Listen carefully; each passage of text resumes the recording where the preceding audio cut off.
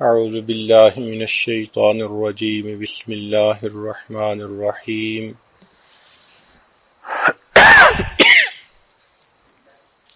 ومن آیاتہ ان خلق لکم من انفسکم ازواجا لتسکنوا الیہا وجعل بینکم مودۃ ورحمۃ ان فی ذلک لآیات لقوم یتفکرون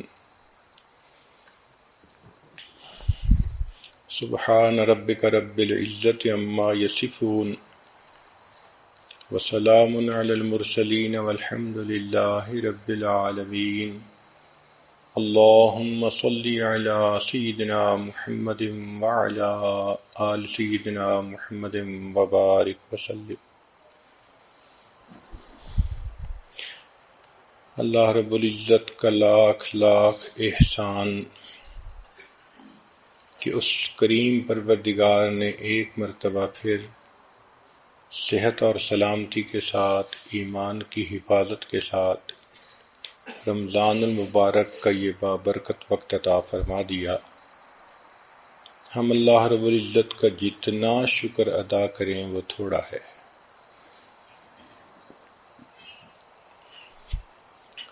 ان مجالس میں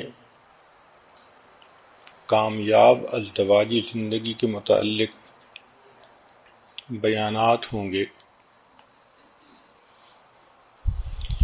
امید ہے کہ مستورات دل کے کانوں سے سنیں گی اور ان اصولوں کو اپنی زندگی میں اپنا کر اللہ کی عبادت گزار نیک مقبول بندی بننے کی کوشش کریں گی۔ قرآن مجید کی جو آیت تلاوت کی گئی، ارشاد باری تعالی ہے وَمِنْ آیَاتِهِ أَنْ خَلَقَ لَكُم مِّنْ أَنفُسِكُمْ أَزْوَاجًا لِتَسْكُنُوا إِلَيْهَا، اور اللہ تعالیٰ کی یہ نشانیوں میں سے ہے کہ اس نے تم سے تمہارے ہی لیے جوڑا بنایا تاکہ تم اس سے سکون حاصل کرو۔ شادی کیا ہوتی ہے؟ ایک مرد اور ایک عورت کے درمیان شرعی گواہوں کی موجودگی میں اللہ کے نام پر معاہدہ ہونا، اس کو شادی کہتے ہیں۔ یہ جو ایگریمنٹ ہوتا ہے، نکاح ہوتا ہے، یہ اللہ کے نام پر ہوتا ہے۔ اللہ تعالیٰ ہی کا نام اتنا اچھا ہے کہ وہ حرام کو حلال کر دیتا ہے۔ آپ دیکھیں، قربانی کے جان پر اللہ کا نام نہ لیا جائے تو وہ حرام۔ اسی طرح مرد اور عورت کے تعلق کے درمیان اللہ کا نام آئے گا تو عورت حلال ہوگی، وگرنہ دونوں کا ملنا ایک دوسرے کے ساتھ حرام ہوگا۔ قربان جائیں اس پروردگار کے نام پر کہ جس کا نام اتنی برکتوں والا، فرمایا وَاتَّقُوا اللَّهَ الَّذِي تَسَاءَلُونَ بِهِ وَالْأَرْحَامَ۔ دیکھا، اللہ کے نام پر عورت مرد کے لیے حلال ہوتی ہے، مرد عورت کے لیے حلال ہوتا ہے۔ تو اس شادی خانہ آبادی میں اس اللہ کو نہ بھولیں جس پروردگار کی وجہ سے دونوں میاں بیوی بنے۔ نکاح سے پہلے دونوں ایک دوسرے کے لیے غیر محرم تھے۔ لڑکے کے لیے لڑکی کو دیکھنا حرام، لڑکی کے لیے لڑکے کو دیکھنا حرام۔ اتنی اجنبیت، دوری۔ اللہ کا نام درمیان میں آیا، اتنے قریب ہو گئے کہ اب وہ بیوی سب اپنوں سے بڑی اپنی بن گئی، شریکہ حیات بن گئی۔ اس لیے شادی کے مقاصد ذہن میں رکھنے ضروری ہیں کہ یہ ایک بندھن ہے جو ایک مرد اور عورت کے درمیان ہوتا ہے گواہوں کی موجودگی میں اللہ کے نام پر. کہتے ہیں کہ wedding rings are the world's smallest handcuffs, کہ یہ جو ویڈنگ کی رنگ ہوتی ہے یہ دنیا کی سب سے چھوٹی ہتھ کڑی ہوتی ہے. دونوں ایک بندھن میں بندھ جاتے ہیں. قرآن مجید میں اللہ تعالیٰ فرماتے ہیں وَأَخَذْنَ مِنْكُمْ مِيثَاقًا غَلِيظًا، اور وہ تم سے ایک پکا عہد لے چکی ہیں، کمٹمنٹ لے چکی ہیں.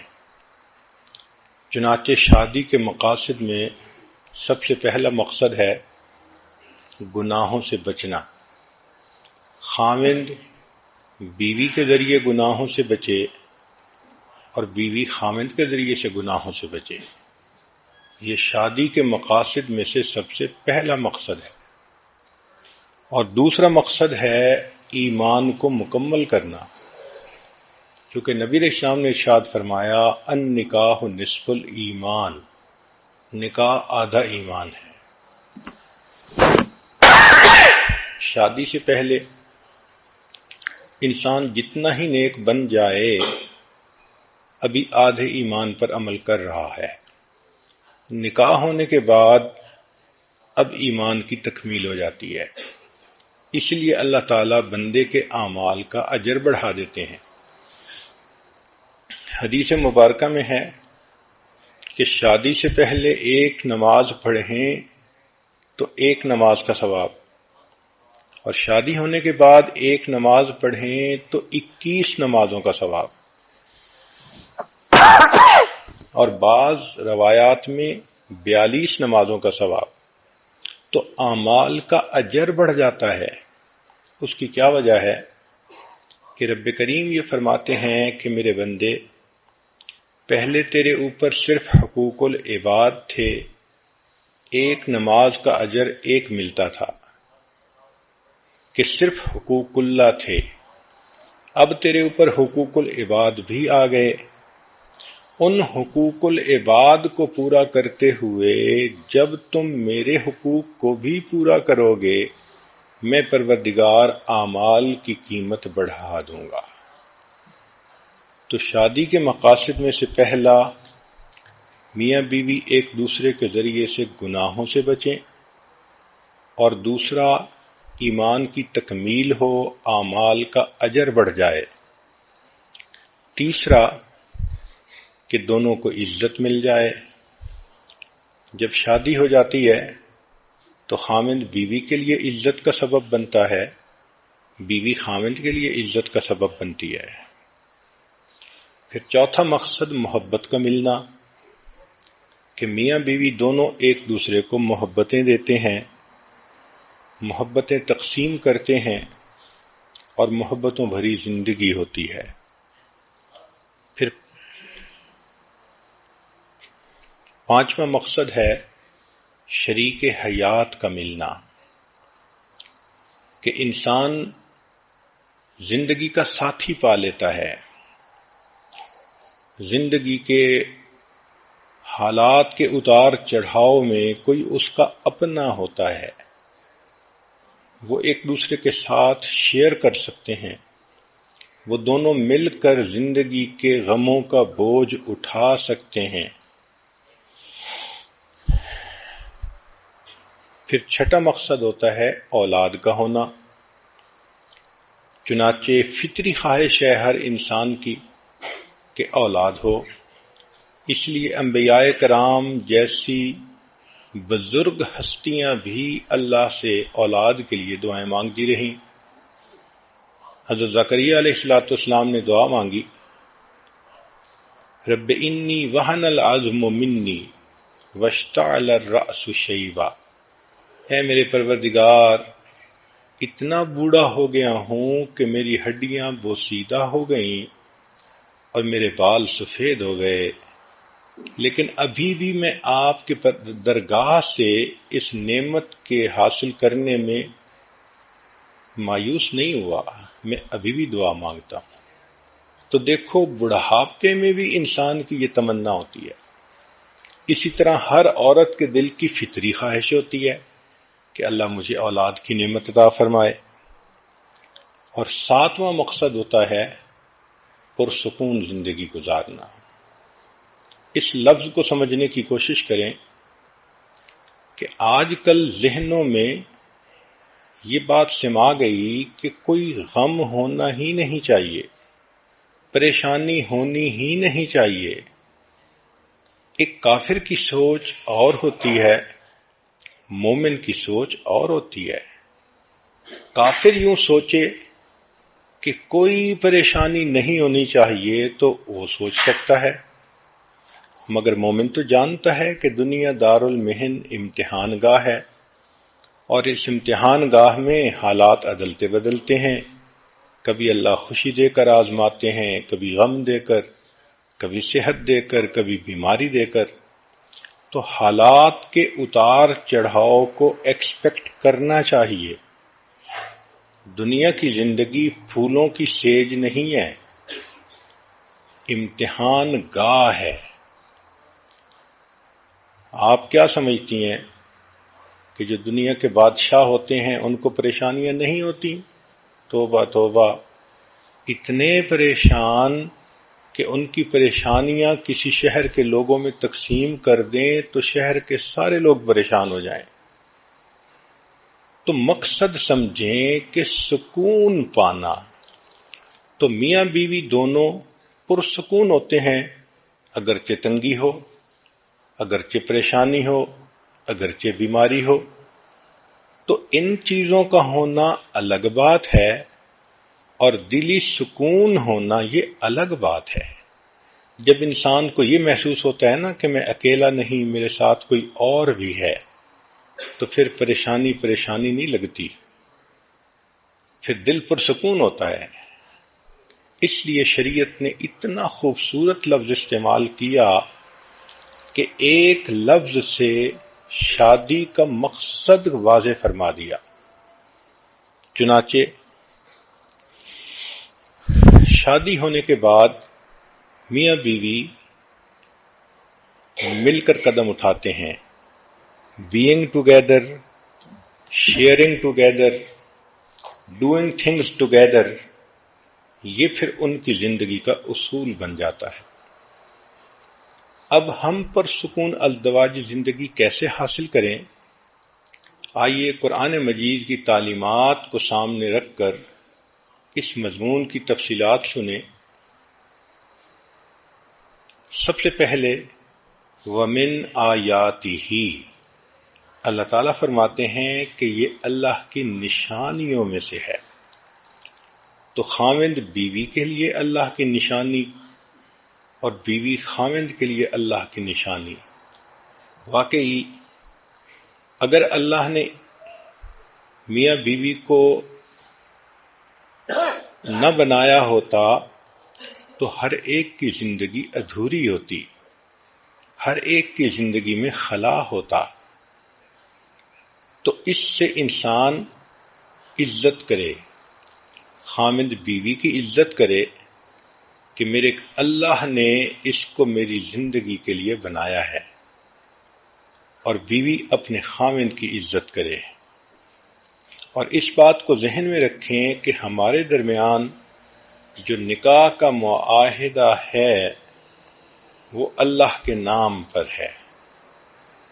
اس لیے سورہ نساء پڑھیے تو آپ کو ہر چند آیتوں کے بعد ملے گا واتقوا اللہ، واتقوا اللہ، اللہ سے ڈرو، اللہ سے ڈرو، کیونکہ اللہ تعالیٰ جانتے تھے کہ میاں بیوی کا ریلیشن شپ اتنا ڈیلیکیٹ ہوتا ہے کہ اگر بندے کے دل میں اللہ کا خوف نہ ہو تو وہ ظاہر میں سچا بھی بنتا ہے مگر دوسرے کی دل آزاری بھی کر رہا ہوتا ہے۔ اس لیے اللہ نے فرمایا کہ تم مخلوق کا خیال مت رکھو، تمہارا معاملہ اللہ کے ساتھ ہے جو دلوں کے بھید جاننے والا ہے۔ So Allah is the witness to all thoughts, intentions and actions۔ تم جو کر رہے ہو، تمہارے من میں کیا نیت ہے اس کو اللہ جانتا ہے۔ آگے فرمایا وَجَعَلَ بَيْنَكُمْ مَوَدَّةً وَرَحْمَةً، اور اللہ نے تمہارے درمیان محبت پیدا کر دی۔ مودت کہتے ہیں محبت کو۔ چنانچہ میاں بیوی کو ایک دوسرے سے فزیکل اور ایموشنل دونوں طرح کی محبت چاہیے ہوتی ہے۔ اس لیے میاں بیوی آل سیزن فرینڈز ہوتے ہیں، یہ صرف بہار کے دوست نہیں ہوتے، یہ آل سیزن فرینڈز ہوتے ہیں، اور یہ فرینڈشپ آپس میں بلٹ اپ کرنی پڑتی ہے، اس پر انویسٹ کرنا پڑتا ہے۔ جتنا ایک دوسرے کی خاطر انویسٹمنٹ کریں گے اتنا یہ محبت مضبوط ہوتی چلی جائے گی۔ ایک دوسرے کو ٹائم دینا، ایفرٹس دینا، کیئر دینا، سپورٹ دینا، ایک دوسرے کے کام کرنا، ایک دوسرے کی ضروریات زندگی میں دلچسپی لینا، اس سے شادی کا بندھن مضبوط ہو جاتا ہے۔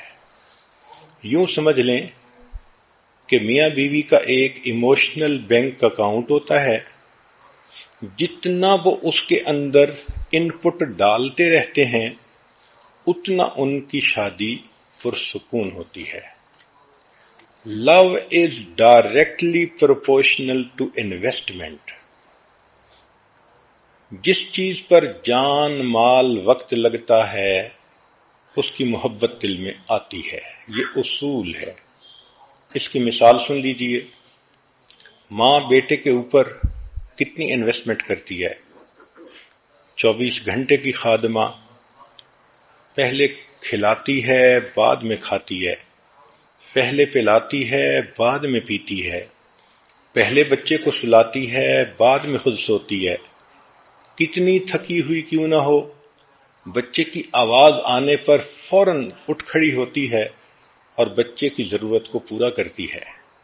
تو جب ماں بیٹے کو دودھ پلاتی ہے، اس کی کیئر کرتی ہے، لک آفٹر کرتی ہے، اتنا اس پر انویسٹمنٹ کرتی ہے تو بچے کی محبت بھی اس کے دل میں آ جاتی ہے۔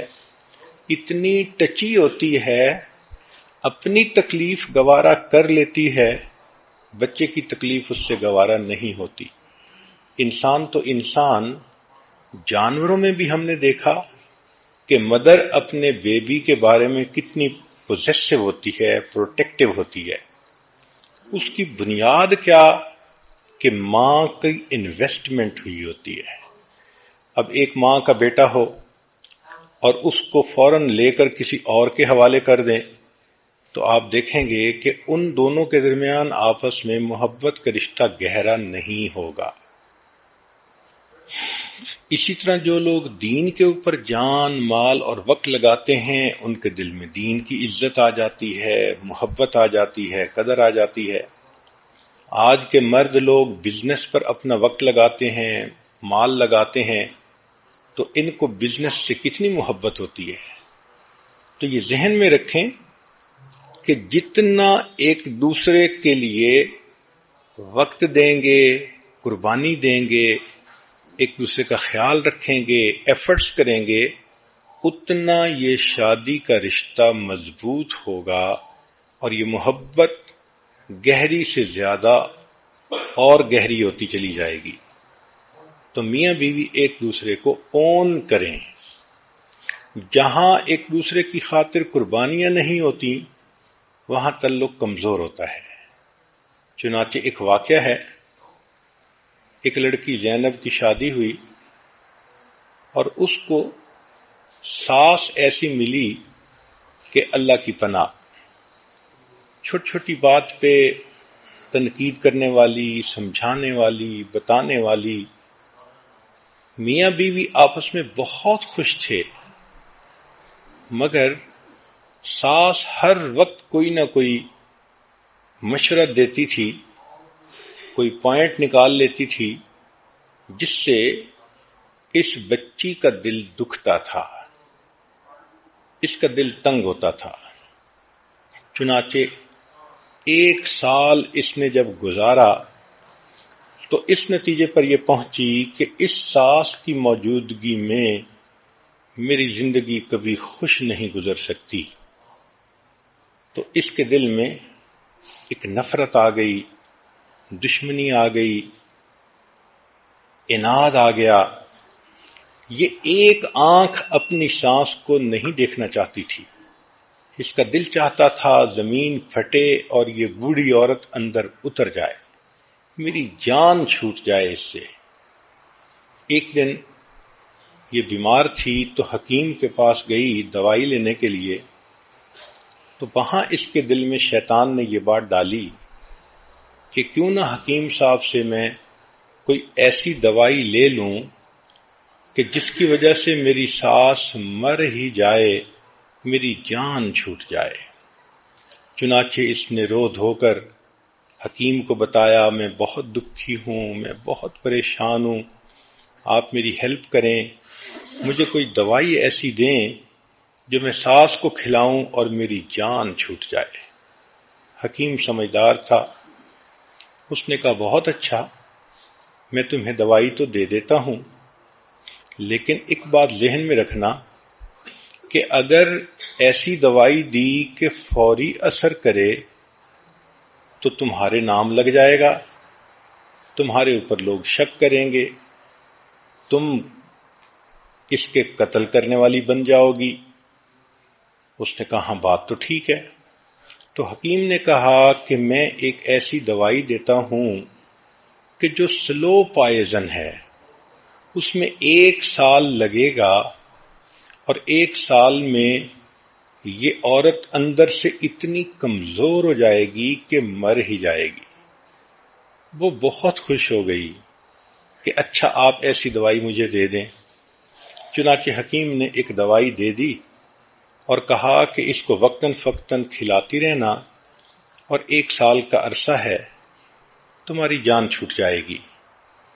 اب دلہن سمجھتی تھی کہ میرا مسئلہ حل ہو گیا، مگر حکیم صاحب نے ایک مشورہ اور دیا کہ دیکھو، چونکہ یہ کام آپ خود کر رہی ہو تو دنیا آپ کو مجرم نہ سمجھے، اس لیے اب کوشش کرو کہ اس بوڑھی کی خدمت زیادہ کرو، اس کے قریب ہو جاؤ، اس کو اپنا بنانے کی کوشش کرو، تاکہ دنیا والے بھی یہ دیکھیں کہ تم تو اس کو بہت اہمیت دیتی تھیں، خدمت کرتی تھیں، اچھا وقت گزارتی تھیں، تو تمہارے اوپر کوئی شک بھی نہیں کرے گا. اس کو یہ بات بھی اچھی لگی. چنانچہ یہ آئی.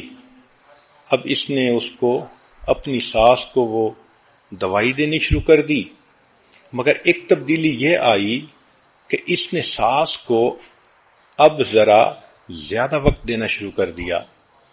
ان کی خیال رکھتی، ان کی بات مانتی، ان کا دل خوش کرنے کی کوشش کرتی کہ تاکہ ساس بھی کہے کہ اس نے مجھے بہت محبت دی، اور خامد بھی یہی سمجھے کہ میری بیوی نے تو اس کی خدمت کرنے میں کوئی کمی نہیں چھوڑی. وہ اچھا بننا چاہتی تھی تاکہ قتل کا الزام اس کے سر پر نہ آئے. 1 سال اس نے خوب محنت کی اور اپنی ساس کی خدمت کر کے اپنے خامند کو بھی خوش کیا، ساس کو بھی خوش کیا. لیکن جب 1 سال گزرنے کے قریب آیا تو جب وہ تنہائی میں بیٹھ کر سوچتی کہ اب میری ساس مر جائے گی، تو اب اس کے دل کو خوشی کی بجائے غم ہوتا، کیونکہ اب قریب ہونے کی وجہ سے اس کو محبت ڈیولپ ہو چکی تھی.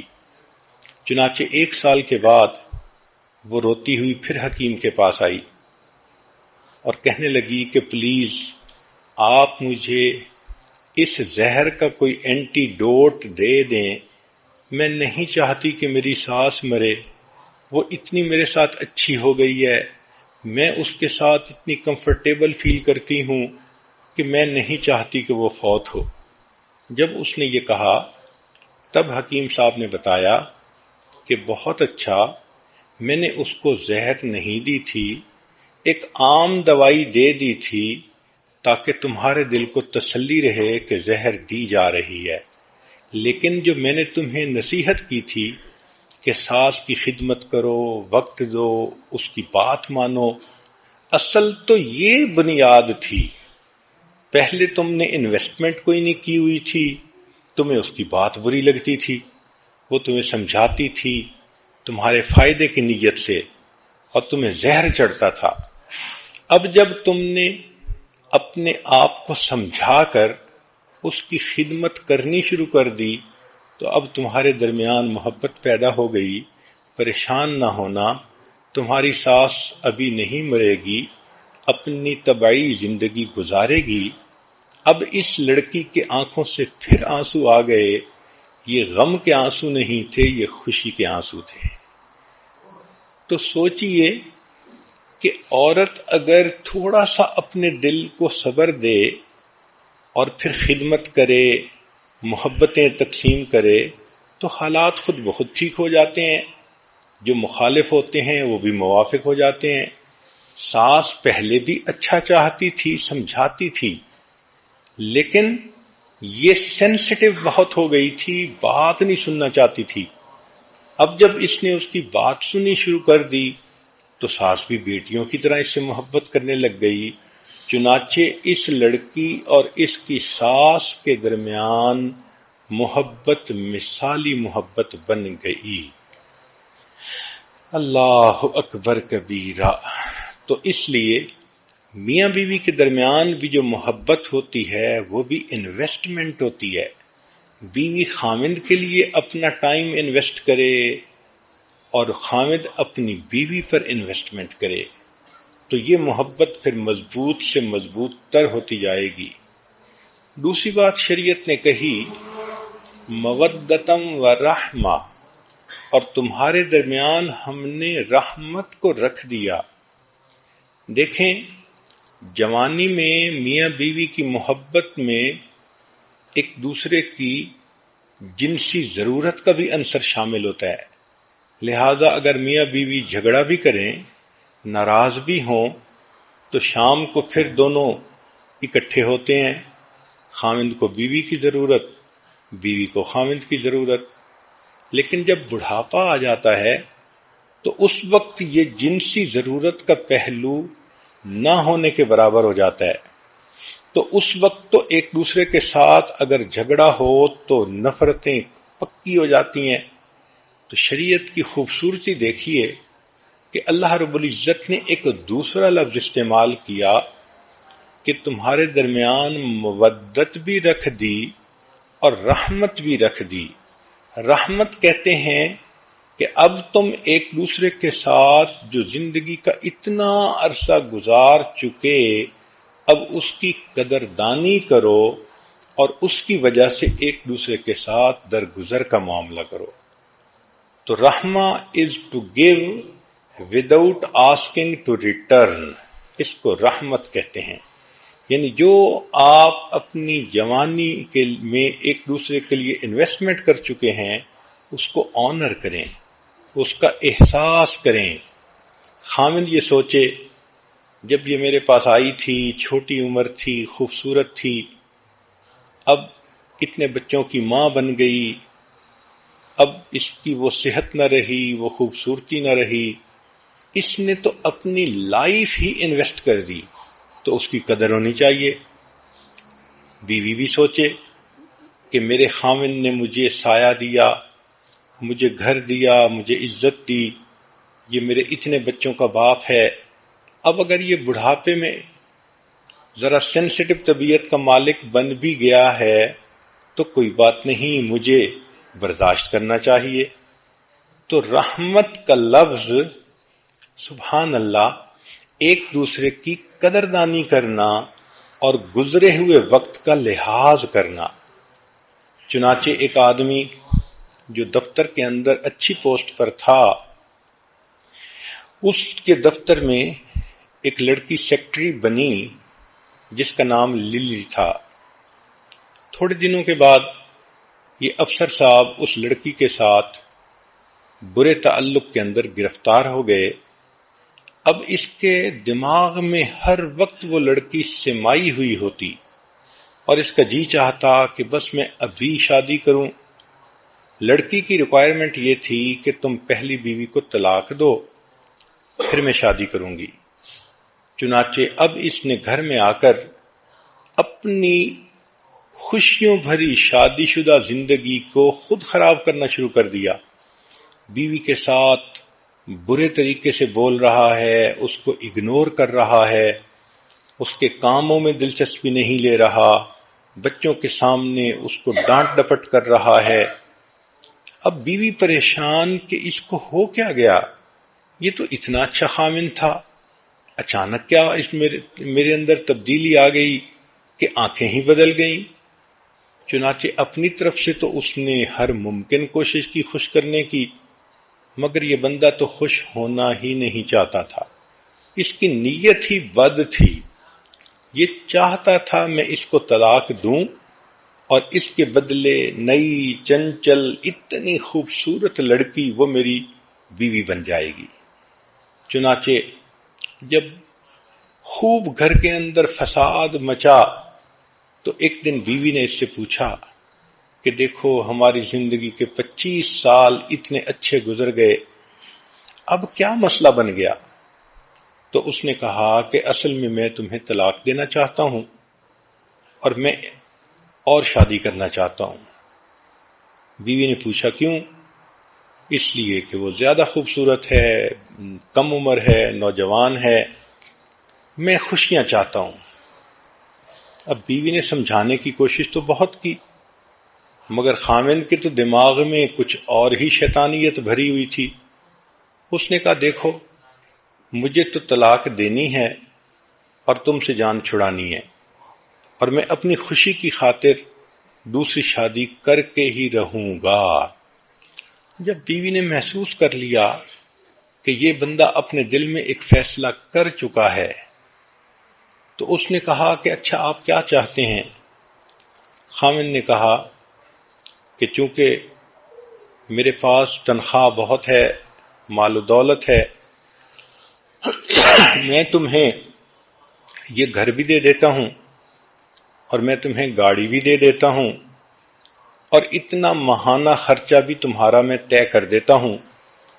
تم بچوں کے ساتھ اس گھر میں رہو، ان کو پالو، البتہ مجھ سے طلاق لے لو تاکہ میں دوسری شادی کر کے اس نئی بیوی کے ساتھ خوشیوں بھرا دن گزاروں.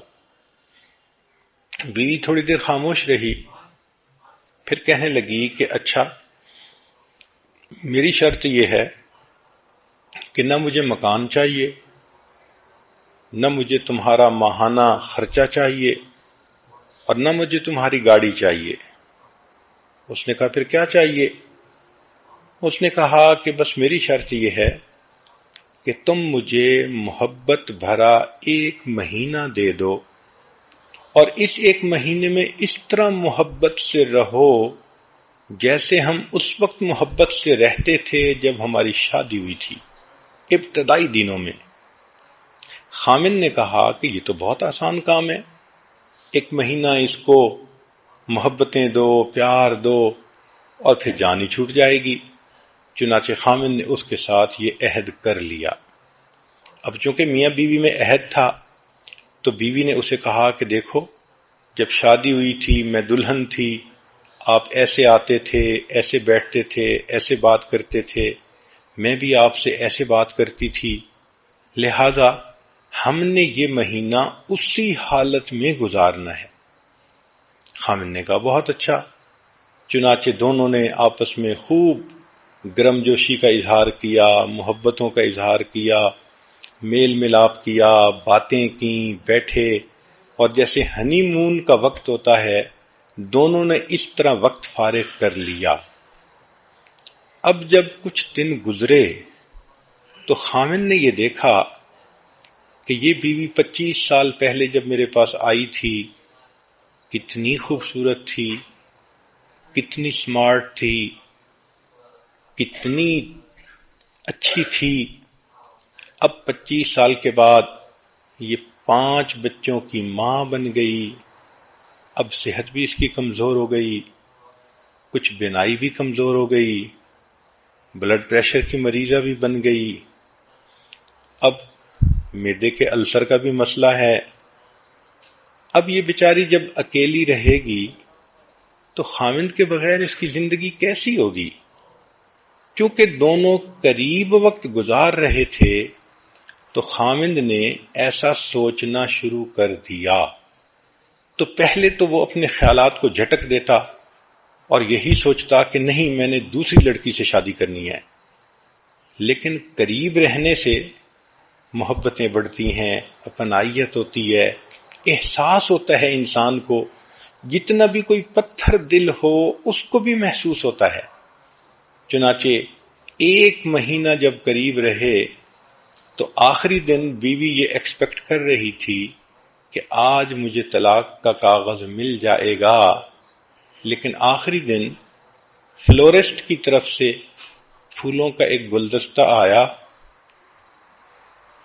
اور اس گلدستے پر خاوند کی طرف سے یہ پیغام لکھا ہوا تھا کہ جس طرح میں نے محبت بھرا یہ مہینہ تمہارے ساتھ گزارا، میں زندگی کے باقی دن بھی اسی طرح محبت سے گزاروں گا، میں دوسری شادی نہیں کروں گا. تو یہ آپس میں ایک دوسرے کے ساتھ انویسٹمنٹ ہوتی ہے. محبت ایک دوسرے کی خاطر قربانی کرنے کا دوسرا نام ہے. اس لیے شریعت نے مودت کا لفظ بھی استعمال کیا اور رحمت کا لفظ بھی استعمال کیا کہ جب بچے جوان ہو جائیں تو اب میاں بیوی کو ایک دوسرے کے ساتھ نفرتوں کی زندگی نہیں گزارنی، بلکہ ایک دوسرے کے ساتھ احساس کرنا ہے، محبتوں بھری زندگی گزارنی ہے. اب بغیر ریٹرن کے دوسرے کو کچھ دینا ہے. اس لیے کہتے ہیں کہ you can give without loving but you can not love without giving. جب محبت ہوتی ہے تو انسان بڑھاپے میں ریٹرن کے بغیر بھی دوسرے کو محبتیں دیتا جاتا ہے. یہ جو گیونگ کی انجوائمنٹ ہے یہ کچھ اور ہوتی ہے. اس لیے بڑھاپے میں ایک دوسرے کی کوتاہیوں سے، کمزوریوں سے درگزر کرنا اور برداشت کر لینا، اس لیے شریعت نے رحمت کا لفظ استعمال کیا. کہتے ہیں کہ a good marriage is the union of 2 فارگیورز، یعنی بیوی خاوند کی کوتاہیوں سے درگزر کرے، خاوند بیوی کی کوتاہیوں سے درگزر کرے. پھر شریعت نے کہا لِتَسْكُنُوا إِلَيْهَا، تاکہ تم سکون پاؤ.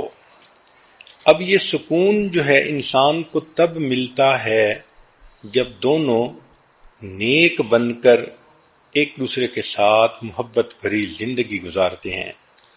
یہاں بعض مفسرین نے ایک عجیب نکتہ لکھا ہے. وہ کہتے ہیں کہ عربی زبان میں ہر حرف کے اوپر ایک حرکت ہوتی ہے، ضمہ، فتحہ، کسرہ. ہم اردو میں کہہ دیتے ہیں زبر، زیر اور پیش، اور جس پر کوئی حرکت نہ ہو اس کو کہتے ہیں کہ اس کے اوپر سکون ہے. تو اس کا مطلب یہ کہ سکون زندگی میں ہو. گویا میاں بیوی یہ عہد کریں کہ ہم ایک دوسرے کے ساتھ ایک بندھن میں بندھ گئے، اب ہم کسی غیر کے ساتھ کوئی حرکت نہیں کریں گے جو ہماری زندگی کو خراب کرے. ہم ایک دوسرے کے لیے مخصوص ہو گئے ہیں، بکنگ ہو گئی ہے ہماری ایک دوسرے کے لیے. اگر اس سکون کو اردو کا لفظ سمجھ لیں تو اردو میں کہتے ہیں خوشی ہونا، دل میں پریشانی کا نہ ہونا، اس کو سکون کہتے ہیں. یعنی خامد اتنا اچھا بنے کہ بے غم بے غم بن جائے، اور بیوی اتنی اچھی بنے کہ مرد اس کا ہمدرد بن جائے. دونوں کی زندگی بندگی بن جائے، اس کو سکون کہتے ہیں. اس لیے شریعت نے کہا کہ گھر میں سکون ملتا ہے، بیوی سے سکون ملتا ہے، رات میں سکون ملتا ہے. وَجَعَلَ اللَّيْلَ سَكَنًا، بیوی کے بارے میں فرمایا لِتَسْكُنُوا إِلَيْهَا، گھر کے بارے میں فرمایا وَسَكَنْتُمْ فِي مَسَاكِنِكُمْ، تو انسان اگر پرسکون زندگی گزارنا چاہتا ہے، اپنے گھر میں اپنی بیوی کے ساتھ دن رات کا وقت گزارے، تب اس کو پرسکون زندگی گزر سکتی ہے۔ جو شادی شدہ لوگ سڑکوں پر چوراہوں میں سکون ڈھونڈتے پھرتے ہیں، وہ بیچارے قابل رحم ہوتے ہیں، ان کو شیطان نے بہکایا ہوتا ہے، وہ دھوکہ کھائے ہوئے لوگ ہوتے ہیں۔ بھلا سڑکوں پہ سکون کہاں ملتا ہے؟ ہوس ملتی ہے، حسرت ملتی ہے، پریشانی ملتی ہے، اللہ کے ہاں ناکامی ملتی ہے۔ سکون تو ملتا ہے اس طریقے سے زندگی گزارنے پر جو طریقہ ہمیں شریعت نے بتایا ہے۔ چنانچہ قرآن مجید کی تعلیمات پر غور کریں تو شریعت نے کہا ہن لباس لکم وانتم لباس لہن، خاوند بیوی کا لباس ہے اور بیوی خاوند کے لیے لباس ہے۔ اب دیکھو یہ خوبصورتی ہے شریعت کی کہ ایک لفظ میں میاں بیوی کے تعلق کو ڈیفائن کر دیا گیا۔ دنیا کے بڑے بڑے ادیبوں سے پوچھا گیا کہ میاں بیوی کے تعلق کو تم ذرا قلم کے ذریعے سے واضح کرو، تو کسی نے کہا میاں بیوی زندگی کے دو ساتھی ہیں، کسی نے کہا گاڑی کے دو پہیے ہیں، کسی نے کچھ کہا، کسی نے کچھ کہا، مگر جو ان کے درمیان صحیح تعلق تھا اس کو وہ فکروں میں بھی واضح نہ کر سکے۔ قرآن مجید کی خوبصورتی دیکھیے، ایک فکرہ نہیں، ایک لفظ کے اندر حقیقت کھول دی۔ خاوند کو بیوی کا لباس کہا، بیوی کو خاوند کا لباس کہا۔ نکتہ کیا ہے کہ لباس سے انسان کے عیب چھپتے ہیں، بیوی کے عیب خاوند کی وجہ سے چھپتے ہیں، خاوند کے عیب بیوی کی وجہ سے چھپتے ہیں۔ پھر سردی گرمی میں انسان کپڑوں سے اپنا بچاؤ کرتا ہے، اسی طرح زندگی کی سردی گرمی میں بیوی خاوند کے ذریعے سے پروٹیکشن لیتی ہے، خاوند کو بیوی کے ذریعے سے پروٹیکشن ہوتی ہے۔ پھر انسان کپڑے پہنتا ہے تو خوبصورت نظر آتا ہے۔ عورت کی تو بات ہی اور ہے کہ اللہ نے اس میں بہت حیا رکھی ہوتی ہے۔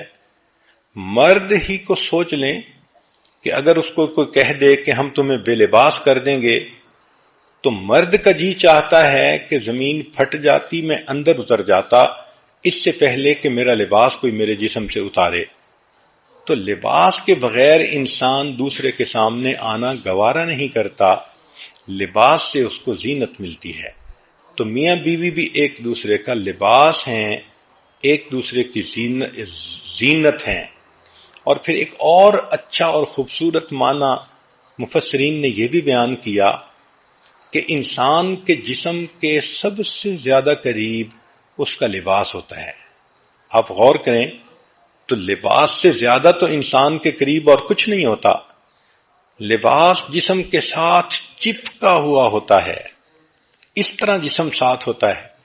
تو شریعت نے کہا کہ دیکھو جس طرح لباس تمہارے جسم کے قریب ہے، اس طرح شادی ہونے کے بعد میاں خاوند کے، میاں بیوی کے اتنا قریب اور بیوی خاوند کے اتنا قریب، دونوں لباس کی طرح ایک دوسرے کے ساتھ اکٹھے ہیں، دونوں ایک ہیں۔ اس لیے کہتے ہیں کہ chains do not hold a marriage together, it is threads, hundreds of tiny threads which sew husband and wife together through years. سال گزرتے ہیں، میاں بیوی ایک دوسرے کے ساتھ محبتوں بھری زندگی گزارتے گزارتے تو یہ سوئی دھاگے کے جیسے ٹانکے لگ جاتے ہیں اور چیز جڑ جاتی ہے، اس طرح میاں بیوی کے دل جڑ جاتے ہیں۔ شادی میں یہ کوتاہی کی جاتی ہے کہ خاوند چاہتا ہے بس بیوی آئیڈیل ہو اور اپنی ذمہ داریاں پوری کرے، خود نہیں سوچتا کہ مجھے بھی تو آئیڈیل بننا چاہیے اور مجھے بھی تو بیوی کی ضروریات کو پوری کرنی چاہیے۔ تو یہ جو ہوتا ہے نا کہ دوسرے سے ایکسپیکٹیشن زیادہ رکھنا اور خود نہ کرنا، یہ شادی کے فیلیور کا بڑا سبب ہوتا ہے. اس لیے کہتے ہیں کہ success in marriage does not merely come through finding the right mate but through being the right mate. ہم شادی کے بعد اچھے ساتھی خود بنیں گے تو پھر دوسرا بھی انسان اچھا بن جائے گا. اللہ اکبر کبیرہ. تو یہ شادی جب ناکام ہوتی ہے تو شادی ناکام نہیں ہوتی، لوگ ناکام ہوتے ہیں. دو بندے ناکام ہو جاتے ہیں اپنی زندگی کے مقصد میں. اس لیے میاں بیوی ایک دوسرے کے ساتھ محبت پیار کی زندگی گزاریں. ہمارے حضرت مرشد عالم رحمت اللہ علیہ فرمایا کرتے تھے، جہاں محبت موٹی ہوتی ہے وہاں عیب پتلے ہوتے ہیں، اور جہاں محبت پتلی ہوتی ہے وہاں عیب موٹے ہوتے ہیں. جب محبت کمزور ہوتی ہے تو خامند کو بیوی میں بہت کوتاہیاں نظر آتی ہیں اور بیوی کو خامند میں بہت کوتاہیاں نظر آتی ہیں. اس لیے کوشش یہ کریں کہ یہ محبت مضبوط ہو تاکہ کوتاہیاں نظر ہی نہ آئیں اور انسان پیار کی زندگی گزارے. کہتے ہیں کہ ایک شخص تھا جس کا نام تھا مجنون. ویسے تو قیس اس کا نام تھا، قیس کہتے ہیں عقل مند کو. تو یہ عقل مند نوجوان تھا، مگر ایک لڑکی پر فریفتہ ہو گیا جس کا نام لیلا تھا. ایسا دل دے بیٹھا کہ بیچارہ اپنے آپ سے ہی گیا. ہر وقت لیلا کی خیال، لیلا کی سوچ، لیلا کی باتیں. چنانچہ اس کے تذکرے بہت لوگوں میں مشہور ہو گئے. تو ایک حاکم وقت تھا، اس نے جب یہ سب سٹوریز سنی تو اس نے کہا کہ میں لیلا کو بلا کے دیکھوں تو صحیح کہ وہ کتنی خوبصورت ہے جو ایک مرد اس کے اوپر اتنا عاشق ہو گیا. جب اس نے اس کو بلایا تو دیکھا کہ وہ تو عام ایوریج لڑکی کی طرح تھی. تو اس نے اسے کہا کہ تو اتنی خوبصورت تو نہیں ہے. تو فارسی میں شاعر نے اس کو یوں کہا کہ از دیگر خوباں تو افزوں نیستی، کہ تو باقی نازنینوں سے زیادہ خوبصورت نہیں. گفت خامش کیوں تو مجنون نیستی. لیلا نے جواب دیا، خاموش رہو، یہ بات تم اس لیے کر رہے ہو کہ تم مجنو نہیں ہو. میرا حسن دیکھنے کے لیے مجنو کی آنکھ چاہیے. تو بات تو اس نے بہت سچی کی کہ مجنو کی آنکھ سے اگر بیوی کو دیکھو تو بیوی لیلا نظر آئے گی، پھر بیوی مس یونیورس نظر آئے گی، پھر بیوی کائنات کی سب سے زیادہ خوبصورت عظیم ہستی نظر آئے گی. آنکھ میں محبت ہونی چاہیے. اس لیے شریعت کہتی ہے کہ محبت ایک دوسرے کے ساتھ ہو تو پھر عیب پتلے ہو جاتے ہیں. ایک مرتبہ مجنو کو اس کے باپ نے کہا، بیٹا تیری وجہ سے میری بہت بدنامی ہوئی، چل میں تجھے حرم لے جاتا ہوں، تو وہاں چل کے توبہ کر تاکہ یہ سب بدنامیاں ختم ہو جائیں. تو مجنو اپنے والد کے ساتھ حرم شریف چلا گیا.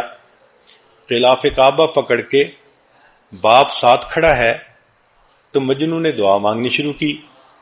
اب والد نے تو یہ کہا تھا کہ دعا مانگ اور لیلا کی محبت سے ہمیشہ کے لیے جان چھڑا. تو مجنو نے غلاف کعبہ پکڑ کر دعا مانگی، الہی الہی تبت من کل المعاصی ولیکن حب لیلا لا اتوب. اے اللہ میں ہر گناہ سے توبہ کرتا ہوں مگر لیلا کی محبت سے توبہ نہیں کرتا. اور ساتھ یہ بھی کہا کہ الہی لا تسلبنی حبہا ابدا، اے اللہ اس کی محبت کبھی میرے دل سے نہ نکالنا. وَيَرْحَمَ اللَّهُ عَبْدًا قَالَ آمِينَ، اور اللہ میری دعا پر جو آمین کہہ دے اس بندے کے گناہ بھی معاف کر دینا. تو جب محبت ہوتی ہے تو انسان کی آنکھ کچھ اور دیکھتی ہے. شریعت نے ہمیں یہ کہا کہ میاں بیوی ایک دوسرے کو مجنو اور لیلا کی آنکھ سے دیکھیں تو غلطی کوتاہیاں نظر ہی نہیں آئیں گی اور ایک دوسرے کے ساتھ اچھی زندگی گزرے گی۔ اسی لیے حدیث مبارکہ میں آتا ہے کہ اللہ رب العزت نے اما حوا کو آدم علیہ السلام کی پسلیوں سے پیدا کیا۔ اللہ اکبر، نبی علیہ السلام نے بتلایا۔ یہاں نکتے کی بات یہ ہے کہ سر سے نہیں بنایا کہ اس کو سر پہ نہ بٹھا لینا، اور پاؤں سے نہیں بنایا کہ اس کو پاؤں کی جوتی نہ سمجھ لینا۔ اللہ نے پسلی سے عورت کو بنایا کہ یہ تمہارے دل کے قریب رہے اور تم اس سے محبت بھری زندگی گزارو۔ اس لیے کہتے ہیں کہ true love does not consist of holding hands, it consists of holding hearts together. دل جڑتے ہیں تو گھر آباد ہو جاتے ہیں، جس طرح اینٹیں جڑتی ہیں تو مکان بن جاتے ہیں۔ پھر شریعت نے دیکھو ایک اور خوبصورت اصول بنایا، الرجال قوامون علی النساء، کہ اللہ نے گھر کے اندر مرد کو قوام بنایا ہے، امیر بنایا ہے۔ جس طرح ایک آفس ہو، چند بندے کام کرتے ہوں تو ایک کو مینیجر بنا دیتے ہیں، تو شریعت نے بھی مرد کو گھر کا مینیجر بنا دیا اور بیوی کو کہا کہ تم اس کی ماتحت ہو، اس کی بات مان کر چلو گی تو تمہاری زندگی میں برکتیں ہوں گی۔ آج ایک بڑی غلطی گھروں میں یہ بھی ہوتی ہے کہ عورت چاہتی ہے کہ حکومت میری ہو، بات میری چلے، خامند میری انگلیوں کے اشاروں پہ ناچے۔ یہ ایک بہت بے وقوفی والی سوچ ہے۔ جس کو رب نے ذمہ دار بنایا تو برکتیں تو اب اسی کے ساتھ ہیں۔ اس لیے ایک دوسرے کے ساتھ آرگومنٹس کرنا اور اپنی برتری کو ثابت کرنے کی کوشش کرنا، میرے فیصلے زیادہ بہتر ہوتے ہیں، میں زیادہ پڑھی لکھی ہوں، میں زیادہ اچھی ہوں، میرا آئی کیو لیول، یہ سب بے وقوف کی باتیں ہیں۔ بھئی آپ سب کچھ ہو مگر وہ مرد آپ کا امیر ہے، اور مامور کی کامیابی امیر کی اطاعت میں ہوتی ہے۔ اللہ تعالیٰ تو یہ دیکھیں گے کہ تم نے خامند کی فرمانبرداری کتنی کی۔ اس لیے life is short, don't make it shorter by arguments. کیا ضرورت ہے جھگڑوں میں پڑنے کی، پرسکون زندگی گزاریں۔ ایک واقعہ سن لیجئے۔ خالد رضی اللہ عنہ ایک صحابی ہیں، ان کی بیوی کا نام ہے رملہ، اور یہ رملہ حضرت زبیر رضی اللہ عنہ کی بیٹی تھیں، عبداللہ ابن زبیر رضی اللہ عنہ کی بہن تھیں۔ اسماء رضی اللہ عنہ جو صدیق اکبر رضی اللہ عنہ کی بیٹی ہیں، یہ ان کی بیٹی تھیں۔ چنانچہ رملہ اور خامند آپس میں اچھی زندگی گزار رہے تھے، مگر ان کے خامند خالد رضی اللہ عنہ کو عبداللہ ابن زبیر رضی اللہ عنہ سے کوئی رنجش تھی۔ وہ کہتے تھے کہ اس کی طبیعت میں سختی زیادہ ہے، یہ دوسرے بندے کی بات کو وزن نہیں دیتے۔ چنانچہ ایک موقع پہ دونوں اکٹھے تھے گھر میں، یعنی خالد رضی اللہ عنہ بھی تھے اور عبداللہ ابن زبیر رضی اللہ عنہ بھی آ گئے۔ تو دونوں میں کچھ بات ہوئی تو خالد رضی اللہ عنہ نے کچھ غصے سے اپنے جذبات کا اظہار کر دیا۔ عبداللہ ابن زبیر رضی اللہ عنہ نے جواب بھی دیا، تو گویا دو مردوں کے درمیان کچھ ہاٹ ورڈز جو تھے وہ ایکسچینج ہوئے۔ رملہ خاموشی کے ساتھ ایک طرف بیٹھی رہیں۔ جب عبداللہ ابن زبیر چلے گئے تو خامند نے بیوی کو کہا کہ تمہارا خامند اور تمہارا بھائی آپس میں بحث کر رہے تھے اور تم آرام سے ایک طرف بیٹھی رہیں، کیا مسئلہ تھا؟ تو رملہ نے کہا، ہم عورتیں ہیں، اللہ نے ہمیں پھول بنایا ہے کہ تاکہ ہمارے خامند ہماری خوشبو سے لذت اٹھائیں، ہمیں ان جھگڑوں میں پڑنے کی کیا ضرورت ہے۔ اتنا خوبصورت جواب تھا کہ خالد لانو اٹھے اور انہوں نے بیوی کے ماتھے پہ بوسہ دیا اور ان کا غصہ ہی ختم ہو گیا۔ تو عورتوں کو تو ان جھگڑوں میں اور ان چیزوں میں پڑنے کی ضرورت ہی نہیں ہے۔ خاوند کا دل جیتیں، محبتوں بھری زندگی گزاریں اور اللہ کی مقبول بندی بن کر وقت گزاریں۔ قرآن مجید پر نظر دوڑائیے تو قرآن مجید نے ایک اور خوبصورت اصول بتایا، فرمایا وَعَاشِرُوهُنَّ بِالْمَعْرُوفِ کہ خامدو تم اپنی بیویوں کے ساتھ اچھے سلوک کی زندگی گزارو۔ مفسرین نے لکھا ہے کہ اللہ رب العزت نے بیویوں کی سفارش کی ہے خامدوں کو، اور نبی علیہ السلام نے بھی سفارش فرمائی۔ اس لیے حدیث پاک میں آتا ہے کہ جب نبی علیہ السلام دنیا سے تشریف لے جانے لگے تو آخری بات آپ نے فرمائی وَمَا مَلَكَتْ أَيْمَانُكُمْ اپنے ماتحتوں کا خیال رکھنا، اور ماتحتوں میں بیوی کا سب سے پہلا نمبر ہوتا ہے۔ تو گویا بیوی کے لیے دو بڑی بڑی سفارشیں ہیں، ایک اللہ کی سفارش ہے اور ایک رسول اللہ صلی اللہ علیہ وسلم کی سفارش ہے۔ اب جس کے دل میں اللہ کی قدر ہے، نبی علیہ السلام کی قدر ہے، وہ تو اس سفارش کا خیال رکھے گا اور اس کی وجہ سے اپنی بیوی کو بہت محبتیں دے گا، بہت پیار سے رکھے گا۔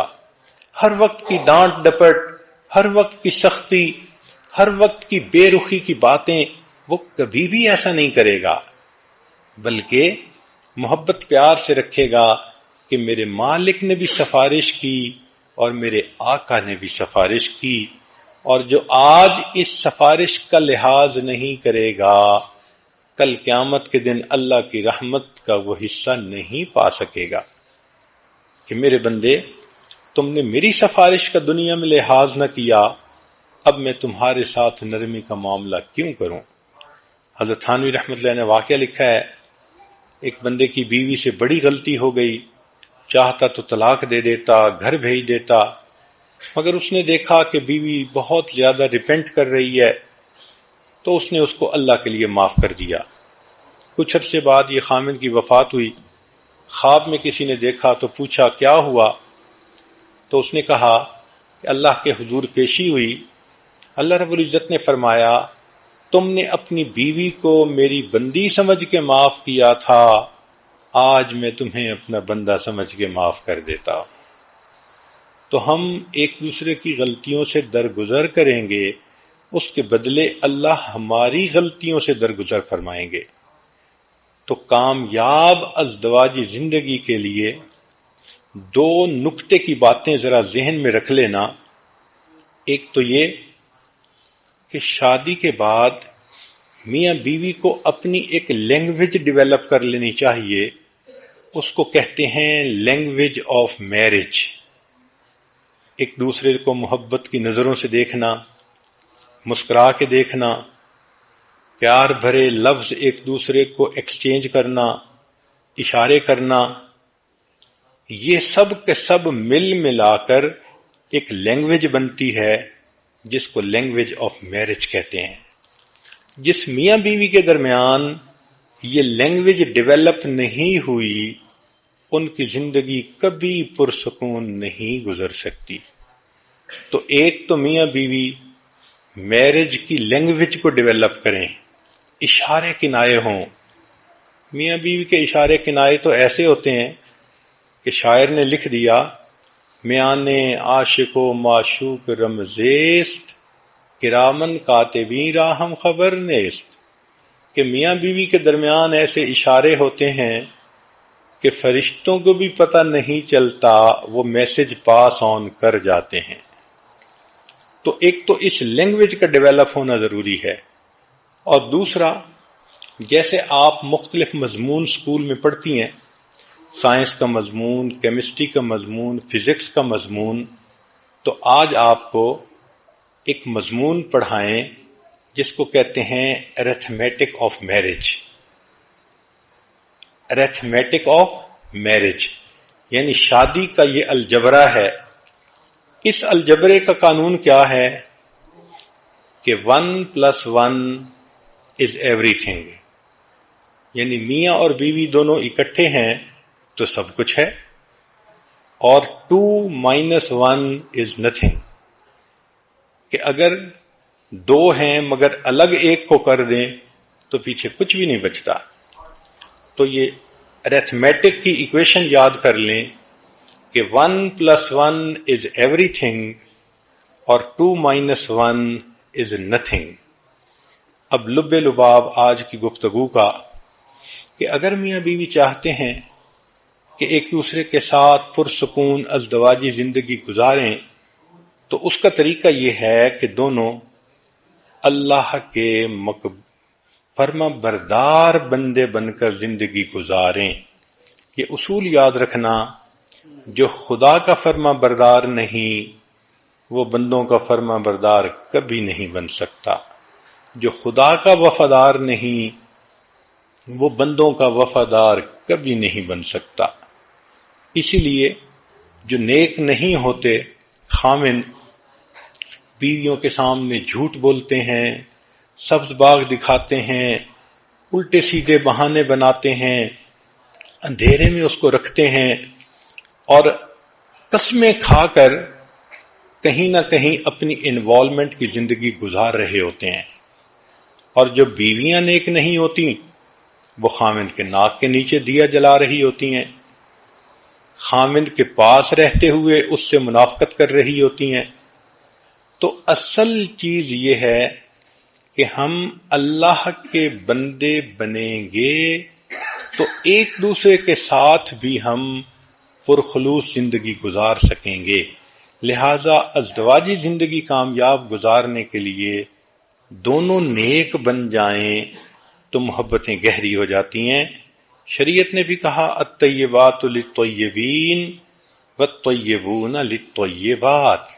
عورت اس چیز کو سمجھنے کی کوشش کرے کہ نیکی کے اندر مقناطیسیت ہوتی ہے۔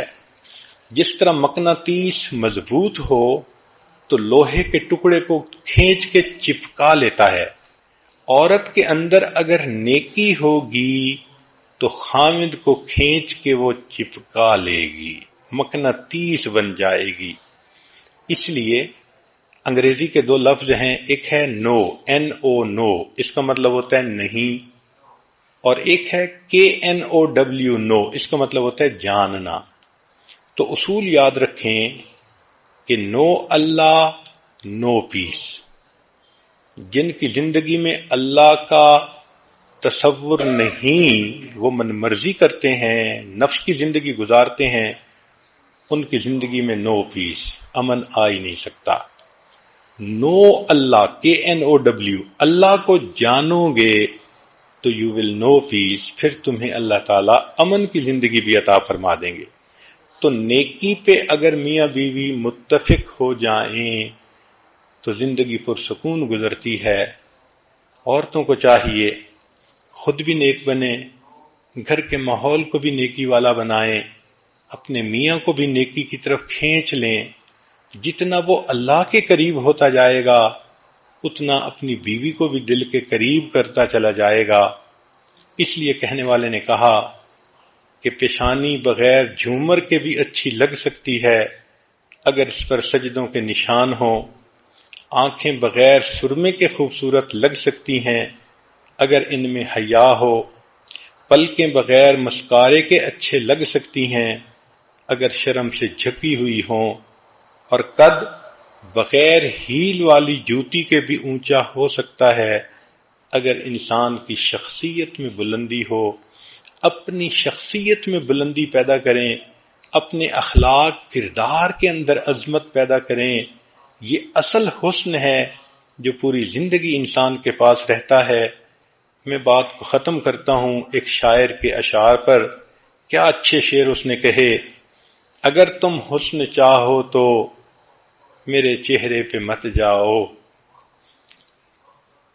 اگر تم حسن چاہو تو میرے چہرے پہ مت جاؤ کہ چہرے بجھ بھی جاتے ہیں، میری قامت کو مت دیکھو کہ قامت ٹوٹ جاتی ہے، طلب ہے حسن کی تو پھر میری گہرائی میں جھانکو، میرے اندر جو انسان ہے وہ سب سے خوبصورت ہے کہ جو اندر کا انسان ہے جب یہ خوبصورت بن جاتا ہے تو پھر انسان آپس میں بھی ایک دوسرے کے ساتھ محبتوں بھری زندگی گزارتا ہے اور اللہ کا بھی مقبول اور پسندیدہ بندہ بن جاتا ہے۔ وآخر دعوانا ان الحمد للہ رب العالمین۔